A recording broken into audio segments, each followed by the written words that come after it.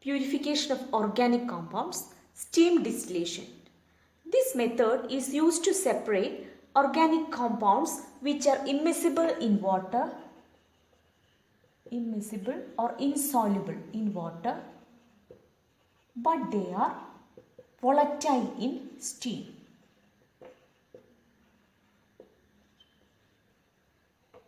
Okay.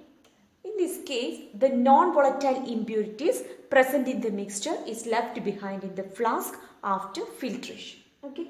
Now, first we have to take the mixture in the flask, and the flask is connected with a steam generator on one side, and a water condenser on the other side. Okay. Also, at the same time, the flask, the round bottom flask is positioned in such a manner, which is in a tilted manner. We have to position the round bottom flask in order to prevent the mixture to splash out into the water condenser on heating. Okay. Now, next we have to heat the flask. On heating the flask, at the same time, a current of steam is passed into the mixture, into the RB flask containing the mixture from a steam generator. Okay. So what will happen is the steam coming from this steam generator picks the volatile liquid. Okay. Volatile liquid which then reaches into the condenser. There it condenses and collected in the receiver. Okay. So the liquid collected after distillation will contain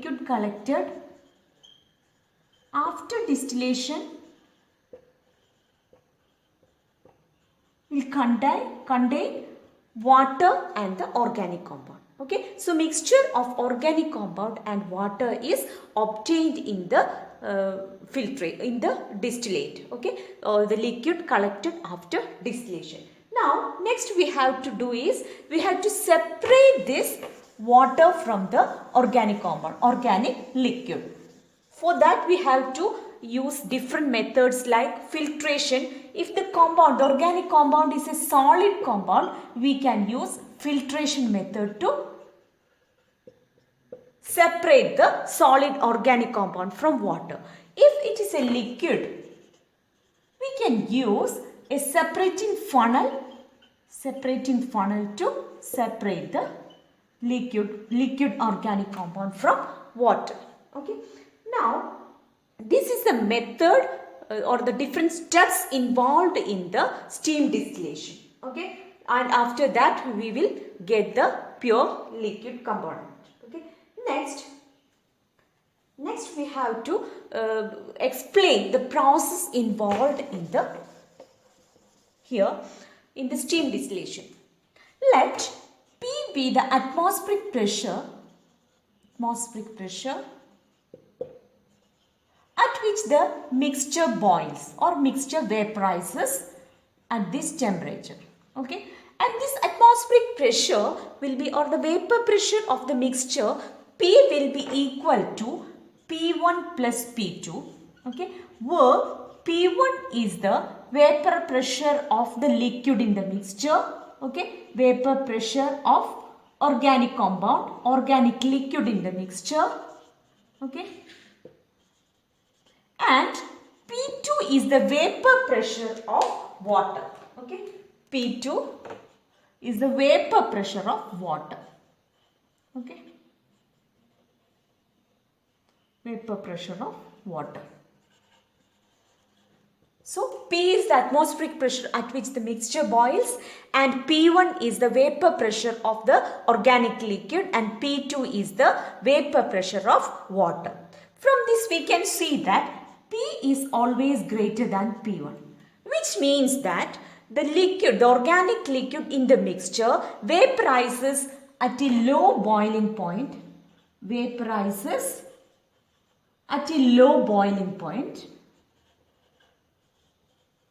than its boiling point in the pure state. Okay, that means the boiling point of the liquid in the organic liquid in the mixture will be less than the pure state, the boiling point of the organic liquid in the pure state. We can, if we notice, we can see that this is in the same as in the case of distillation under reduced pressure.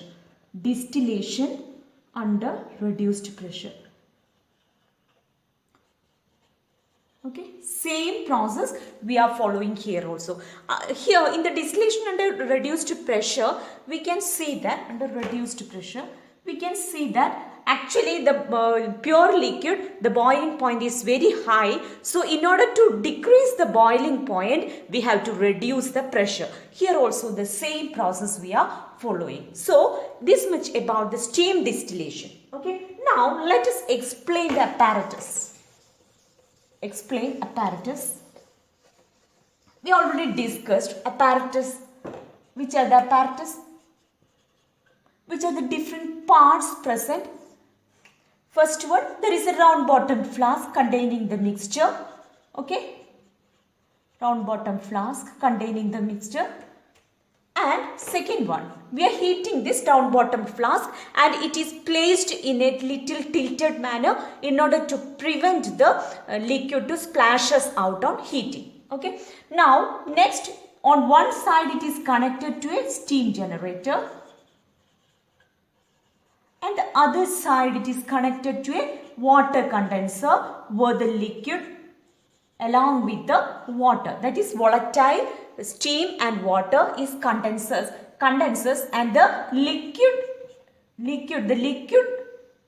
substance, the organic liquid and water is collected in the receiver. Okay, these are the different parts of the steam distillation apparatus. Okay, now this much about steam distillation.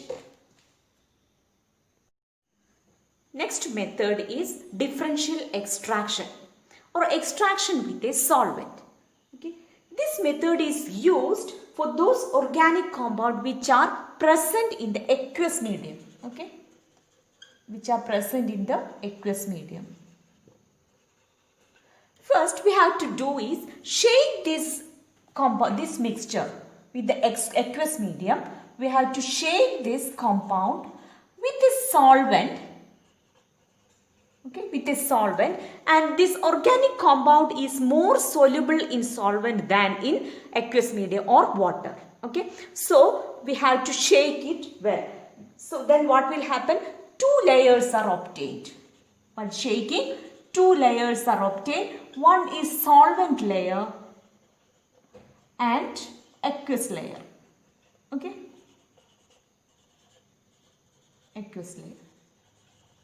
Next step, we have to take these layers, we have to done this process in a apparatus called separating funnel. Separating funnel. Okay.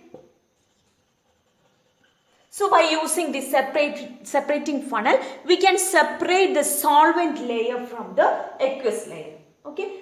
Now next step is we got this solvent layer.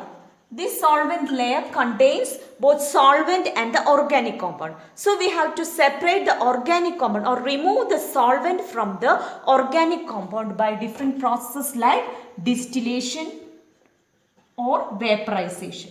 Okay. Vaporization or evaporation. Okay.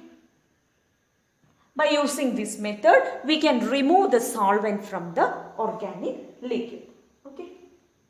So also in some cases the organic compound is very less. In such cases we have to use large amount of solvent to separate the organic compound. Large amount of solvent is required. Sometimes we have to do the extraction continuously. Such extraction is called as continuous extraction.